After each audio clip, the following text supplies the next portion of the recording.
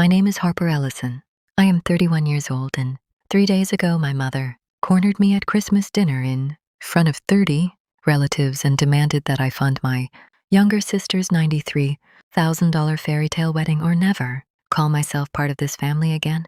She said it with the same calm, rehearsed tone she uses when she reads scripture at Sunday service, as if bankrupting her eldest daughter was just another item on the church bulletin. My father sat at the head of the table carving the turkey and said nothing for exactly 11 seconds. I counted. Then he set down the carving knife, looked around the room at 30 pairs of watching eyes and said, "Everyone here is on her side, Harper. You owe her this." My phone has not stopped buzzing since that night. 54 voicemails from relatives I barely speak to, all telling me I am selfish, ungrateful, and destroying the family over money. 122 calls in 72 hours. I have listened to every single one of them. I have also saved every single one of them.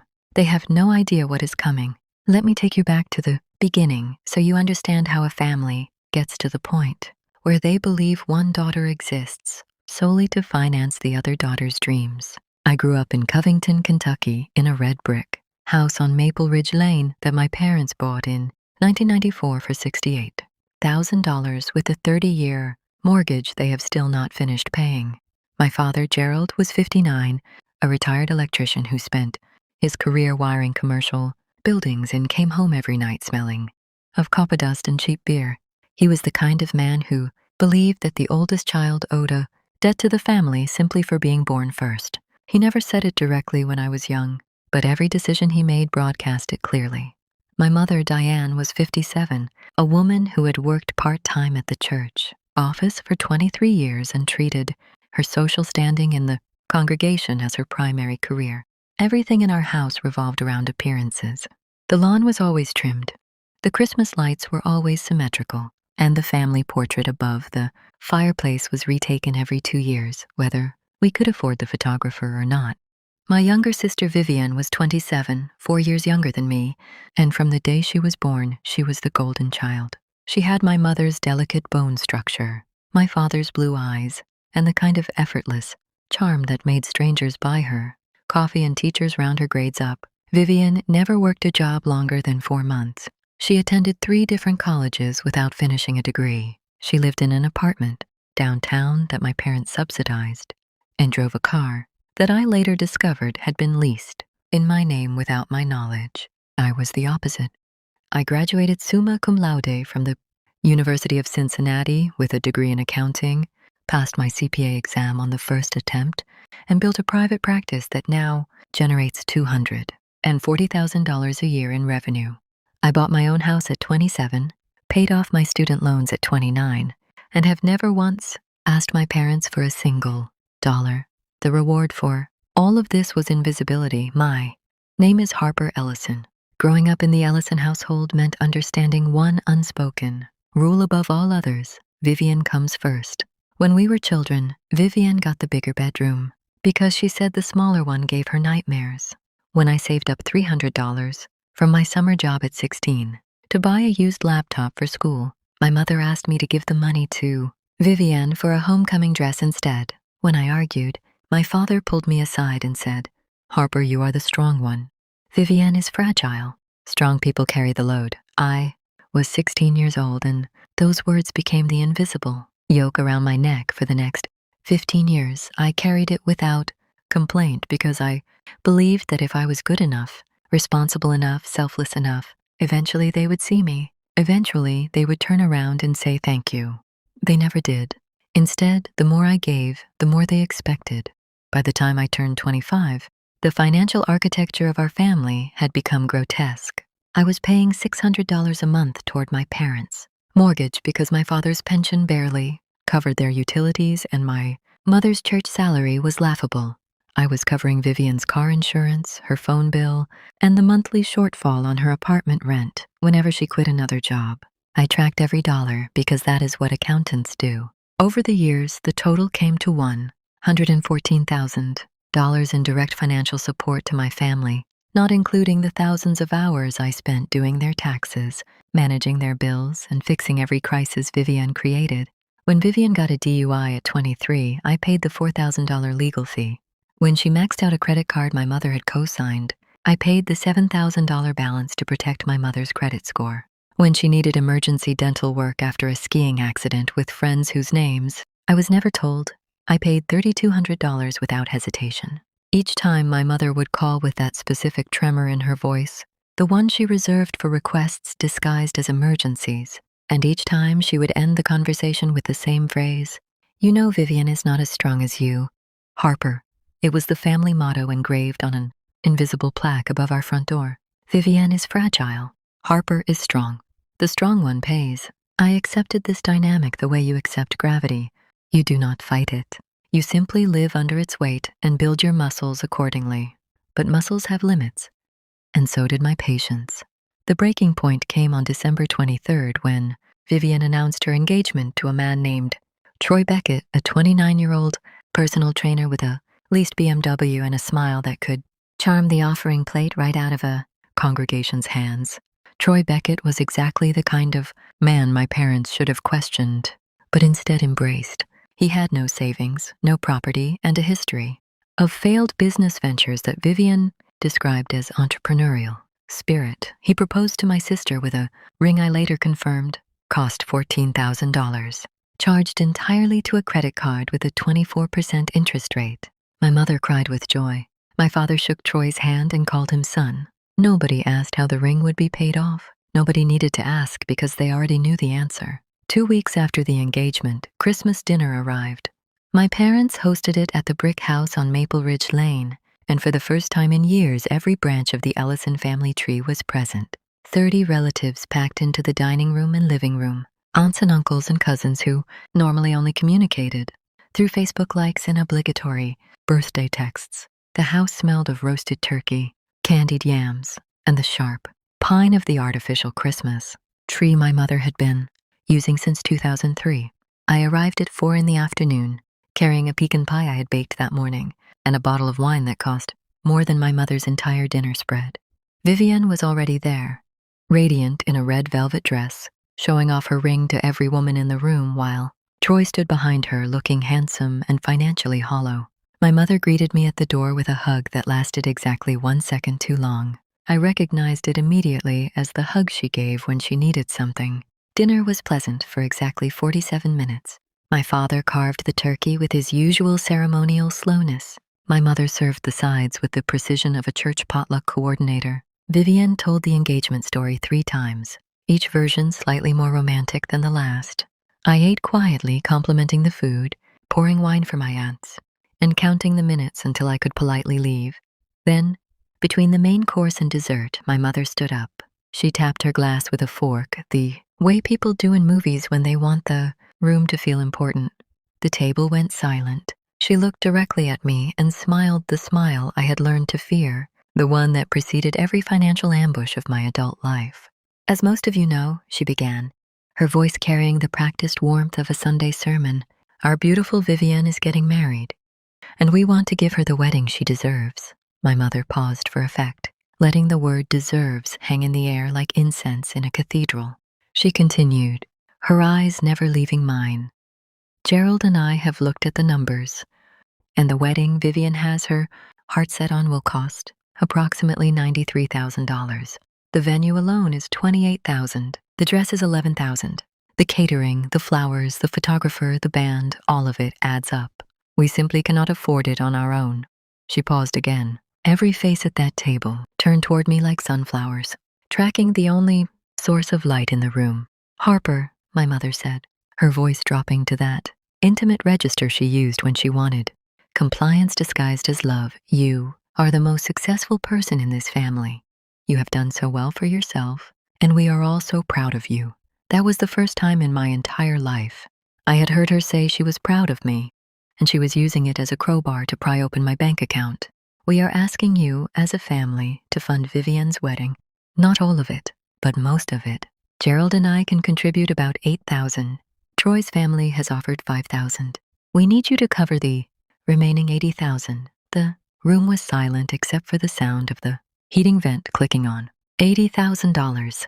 She had just asked me, in front of 30 relatives and the man my sister was marrying, to write a check for $80,000 for a wedding that was not mine. I set my fork down slowly. I looked at my father. He was staring at me with an expression that was not a request, but a verdict. "Everyone here is on her side, Harper," he said flatly. "You owe her this. You owe this family." The words hit me like a truck moving at full speed through an intersection I thought was safe. I looked at Vivian. She was smiling at me with that beautiful, expectant expression she had worn her entire life. The expression of a woman who had never been told no because someone else always paid the price of her yes. I looked at Troy. He had the decency to look uncomfortable for approximately 3 seconds before reaching for his wine glass. I looked around the table at my aunts and uncles and cousins, 30 faces that ranged from hopeful to demanding to embarrassed, but not one of them, not a single one, looked at me with sympathy. Nobody said, "That is too much to ask." Nobody said, "Harper has her own life." They just watched and waited for me to perform the role I had been assigned since childhood. The strong one pays. I sat at that table for what felt like an hour but was probably 30 seconds. The candles flickered. The turkey cooled. Vivian's ring caught the chandelier light and threw tiny rainbows across the tablecloth my mother had ironed that morning. And something inside me, something that had been bending for 15 years under the weight of every unpaid favor and every stolen birthday and every whispered phone call begging for money, finally snapped, but it did not snap outward. It snapped inward like a steel cable retracting into a machine, pulling everything tight and clean and precise. I did not yell. I did not cry. I did not push back from the table or throw my napkin. I simply looked at my mother and said, "No." The word landed on that table like a glass breaking in a church. My mother blinked. My father's jaw tightened. Vivian's smile froze. "No," I repeated calmly. "I will not be funding this wedding." My mother's composure cracked for exactly 1 second before she rebuilt it. "Harper, this is family. This is what family does." I nodded slowly. "You are right, Mom. Family is exactly what this is about. And for 11 years, family has meant me paying for everything while nobody even says thank you. I have given this family $114,000. I have receipts for every single penny. I have covered your mortgage, Vivian's rent, her car insurance, her legal fees, her dental work, and 3 years of band expenses for a life I was never invited to enjoy." The answer is no. The table erupted. My Aunt Rose, who had once borrowed $2,000 from me and never paid it back, called me heartless. My Uncle Frank said I was being dramatic. Vivian's eyes filled with tears, and she whispered, "I thought you loved me." "Harper." My father stood up from his chair. His face was red, his electrician's hands gripping the edge of the table. "If you will not do this," he said, his voice shaking with the authority of a man who is not used to being refused, "then you are no longer part of this family. Do you understand me? You walk out that door and you are done." I looked at him. The man who had taught me to carry everyone else's weight while my own back broke, and I felt a stillness I had never known before. I stood up, folded my napkin, and placed it beside my plate. "I understand perfectly," I said. Then I picked up my coat and walked out into the December night. The drive home from my parents' house took 19 minutes. I remember every second of it because my hands were shaking on the steering wheel and I had to pull over twice to breathe. The December air was bitter and my car heater took too long to warm up, but I barely noticed the cold. Inside my chest, there was a strange emptiness where the weight used to be, like the phantom lightness you feel after putting down a suitcase you have carried for miles. I walked into my house, locked the door behind me, and sat on my kitchen floor in the dark. I did not cry. I was beyond tears. Instead, I opened my phone and watched the voicemails begin. The first one came at 9:47 p.m. from my mother. "Harper, you humiliated us in front of the entire family. Vivian is in her old bedroom crying. Your father is furious. I need you to call me back right now and fix this." The second came from Aunt Rose at 10:12. "I cannot believe you would do this to your own sister. After everything your parents have done for you, this is how you repay them. You should be ashamed." By midnight, there were 11 voicemails. By the next morning, there were 26. By the end of the second day, the count hit 54. 122 calls total in 72 hours. Every single message carried the same theme. I was selfish. I was ungrateful. I was tearing the family apart over money. Not one of them acknowledged the $114,000 I had already given. Not one of them asked if I was okay. I saved every voicemail. I screenshotted every text. I documented every missed call with timestamps because I knew what was coming, and I needed receipts the way a soldier needs ammunition. On the morning of December 26th, I sat at my home office desk with a cup of black coffee and opened the master spreadsheet I had maintained for 11 years. Every transaction was there. Every wire transfer, every Venmo payment, every cash withdrawal I had made at my parents' request. Dates, amounts, purposes, and notes. It was the most complete financial autopsy of a family relationship ever assembled, and it was about to become the most important document in the Ellison family history. I picked up my phone and called the one person I trusted completely, my best friend Nora, who was also a forensic accountant. "I need your help," I said. "I need to make sure everything in this spreadsheet is bulletproof." Nora listened to the entire story without interrupting. When I finished, she said 4 words that changed the trajectory of everything. "Harper, check the car lease." Nora's words sent a chill through me. Check the car lease. I had almost forgotten about it, buried under years of larger financial emergencies, but now the memory resurfaced like a splinter working its way out of skin. 3 years ago, my mother had called me in a panic saying Vivian needed a car for a new job she had just landed. The dealership required a co-signer with strong credit. My mother asked me to co-sign the lease temporarily until Vivian could refinance it in her own name. I agreed because I always agreed. The refinance never happened. I pulled up my credit report that morning, and there it was. A 36-month lease on a white BMW set and listed under my name with Vivian as the primary driver. The monthly payment was $487, and I had been paying it automatically from my account for 3 years without questioning it because my mother kept promising the transfer was in progress. Total paid on the lease so far, $17,532. But that was not the worst part. Nora dug deeper into the paperwork and found something that made my blood freeze. The lease had a buyout clause, and someone had already initiated the buyout process using my credit information. Vivienne and my mother were in the process of purchasing the car outright, converting my lease into a loan in my name without my knowledge or consent. The purchase price was $31,000. They were going to stick me with a car loan for a vehicle I had never driven. I sat at my desk staring at the documents. Nora had pulled up on her screen during our video call. She was quiet for a moment before she spoke. "Harper, this is not just financial abuse. This is fraud. Your mother and sister used your personal information to initiate a purchase without your authorization. You need a lawyer." I called a lawyer that afternoon. Her name was Catherine Park, a sharp woman who specialized in financial fraud and family disputes. When I laid everything on her desk, the spreadsheet, the lease documents, the unauthorized buyout, the voicemails from 54 relatives pressuring me to pay for a wedding, she leaned back in her chair and said, "They have been treating you like a bank account with a heartbeat.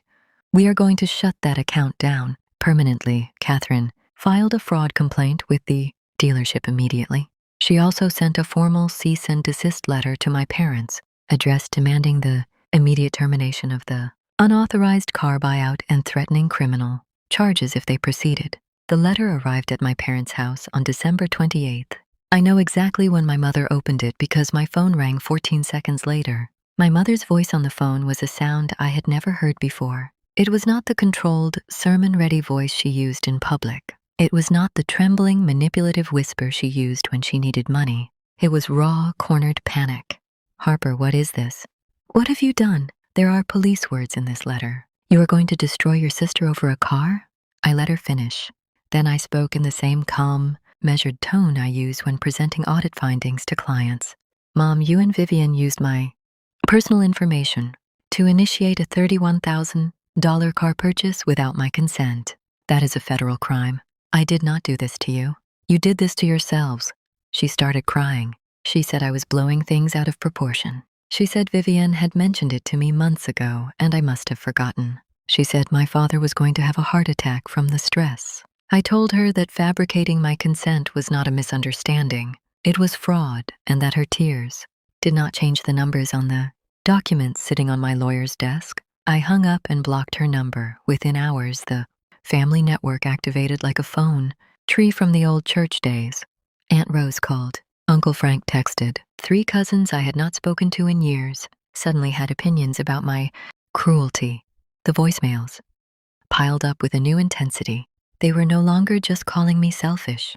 Now they were calling me dangerous, vindictive, a traitor who was trying to send her own mother to jail, but underneath the anger in every single message was something I recognized.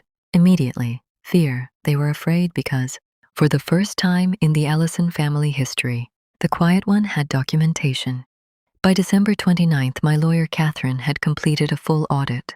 The total financial damage was staggering: $114,000 in direct support to my family over 11 years, $17,000 in car lease payments on a vehicle I never drove, an attempted $31,000 fraudulent car purchase in my name, and now an $80,000 demand for a wedding that was not mine. The grand total of what my family had taken or attempted to take from me was $242,000. Catherine looked at me across her desk and said, "Harper, you have enough here to file criminal charges and a civil lawsuit. What do you want to do?" I looked at the spreadsheet. I looked at the stack of voicemails. I thought about my father's words at that dinner table. "You owe her this." "Everything," I said. "I want to do everything." Catherine moved fast. On December 30th, she filed a formal fraud report with the county prosecutor's office regarding the unauthorized car buyout. She simultaneously filed a civil lawsuit against my parents and Vivienne for the recovery of $114,000 in undocumented family loans that were never repaid. She also sent individual letters to every relative who had left, threatening voicemails informing them that harassment of her client was being documented and could result in legal consequences. The phone calls stopped within 24 hours. The silence was deafening and beautiful, but the real earthquake hit on January 2nd when the dealership responded to our fraud complaint. Their internal investigation confirmed that the buyout paperwork had been initiated using my social security number and a forged electronic signature. The dealership immediately voided the transaction, repossessed the BMW from Vivienne's apartment parking lot, and filed their own report with local authorities. Vivienne called me from a blocked number at 6 a.m, sobbing so hard I could barely understand her. Between gasps, she managed to say, "They took my car, Harper. They just came and took it. How could you do this to me on the week of my engagement?" I let her cry. Then I said, "It was never your car, Vivienne. It was mine. My name, my credit, my money. You stole it." The dealership simply corrected the record. She hung up. An hour later, Troy called. His voice was tight and careful, the voice of a man who had just realized the family he was marrying into was not the golden dynasty they had presented themselves as. He asked me if the lawsuit was real. I confirmed it. He asked if the fraud charges were real. I confirmed that too. He was quiet for a long time. Then he said, "I did not know about any of this, Harper. Vivienne told me your parents were covering the wedding costs and that you had volunteered to help." I told Troy the truth. Every number, every receipt, every voicemail. I could hear him breathing on the other end of the line, the sound of a man watching his future rearrange itself in real time. He thanked me quietly, hung up, and by that evening, Vivienne posted a cryptic Instagram story that said, "When the people you trust the most betray you." She received 200 sympathetic comments. I received a text from Troy that said simply, "I believe you." Troy called off the engagement on January 5th. He returned the $14,000 ring to the jeweler for a partial refund and moved out of the apartment he had been sharing with Vivienne. According to Marcus, a mutual friend who kept me quietly informed, Troy told Vivienne that he could not marry someone who had committed financial fraud and expected her sister to pay for the consequences. Vivienne did not take it well. She showed up at my parents' house in hysterics, blaming me for destroying her relationship and her life. My mother called me from a new number she had borrowed from a church friend. Her voice was ice. "You have taken everything from your sister. The car, the wedding, and now Troy. I hope you are happy." I told her I was not happy. I told her happiness was not the point. The point was that for 15 years, I had been bled dry by people who claimed to love me, and when I finally said no, they tried to steal from me instead. I told her the lawsuit would proceed unless they agreed to a structured repayment plan for the $114,000. She called me heartless and hung up. My father tried a different approach. He showed up at my office on January 7th unannounced, still wearing his old electrician's jacket that smelled of copper and regret. He sat across from my desk and stared at the floor for a long time. Then he said, "I should not have said what I said at dinner about everyone being on her side." I waited. He continued, "But you have to understand, Harper. Vivian is not like you. She cannot take care of herself. If you abandon her, she has nothing." I looked at the man who had spent my entire life teaching me that love meant carrying other people's failures. "Dad," I said, "Vivian has nothing because you and Mom spent 30 years making sure she never had to build anything for herself. You used me as her safety net, her bank account, and her backup plan. And when I finally said enough, you told me I was no longer family." He opened his mouth. I raised my hand. "I am not finished. You told a room full of 30 people that I owed Vivian $80,000. You endorsed the theft of my identity for a car purchase. You stood by while," Mom demanded, "I finance a wedding for a sister who has never once asked me how my day was. You do not get to sit in my office and tell me she cannot survive without me. That is your failure, not mine." He left without another word. I watched him walk to his truck in the parking lot. He sat behind the wheel for 11 minutes before he drove away. I know because I counted. The civil lawsuit was settled in March. My parents could not afford a legal battle, and their attorney advised them to accept a structured repayment plan. They agreed to pay back $78,000 of the $114,000 over a period of 5 years. It was not the full amount, but Catherine told me it was a strong outcome given that most of the original transfers had no formal loan agreements. The fraud case regarding the car buyout resulted in a formal warning from the prosecutor's office. No criminal charges were filed because the dealership had voided the transaction before any financial damage was finalized, but the incident remained on record. My mother's credit score dropped by 140 points. Vivian's was even worse. The settlement required my parents to sell the house on Maple Ridge Lane, the property they had bought in Nanifa, for $68,000, sold for $192,000, but after the remaining mortgage, legal fees, and the first installment of their repayment to me, they walked away with barely enough to rent a 2-bedroom apartment near the church. Where my mother still worked, Vivian moved in with them. She got a job as a receptionist at a dental office and for the first time in her life had to make her own car payment on a used Honda Civic. Ethan, my mother's favorite topic of avoidance, was no longer part of the conversation. The family dynamic had collapsed entirely, and the structure I had been holding up for over a decade finally showed what it looked like without my invisible scaffolding. It looked small. Meanwhile, my life expanded. I took on 4 new clients in January alone. Nora and I started a joint consulting firm that combined my accounting expertise with her forensic skills. We named it Ellison Park Financial, a small nod to my lawyer Catherine, whose last name I borrowed with her permission and a smirk. By spring, I was earning more than I ever had, not because I was working harder, but because for the first time my energy was going into my own foundation instead of propping up someone else's collapsing one. Troy reached out to me in February with a brief but sincere message. He said leaving Vivian was the hardest decision he had made, but that my honesty had saved him from a lifetime of financial manipulation. He wished me well. I wished him the same. Some people enter your story only long enough to validate that you were right, and that is enough.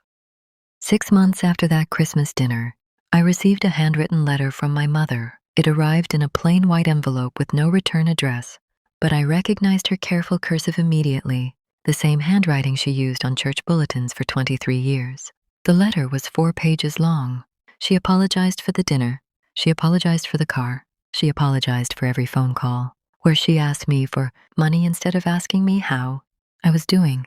She admitted that she and my father had built their entire financial survival around my willingness to sacrifice, and that when I finally stopped, the reality of what they had done became impossible to ignore. She wrote that my father sat in his new apartment every evening staring at the wall where the family portrait used to hang. She wrote that Vivian was slowly learning to budget and had not missed a single day of work in 3 months.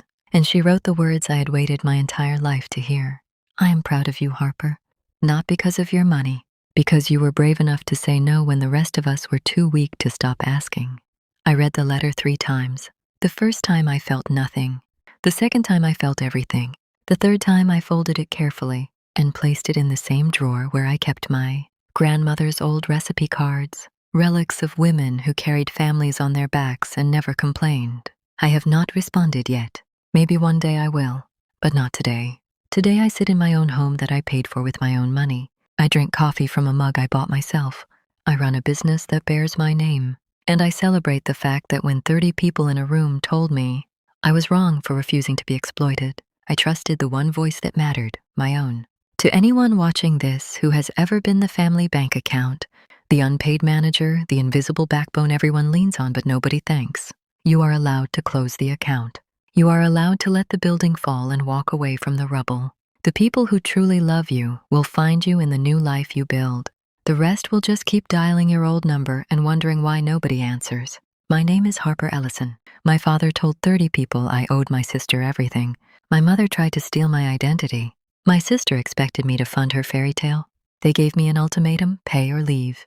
I left. And it was the most expensive free decision I have ever made.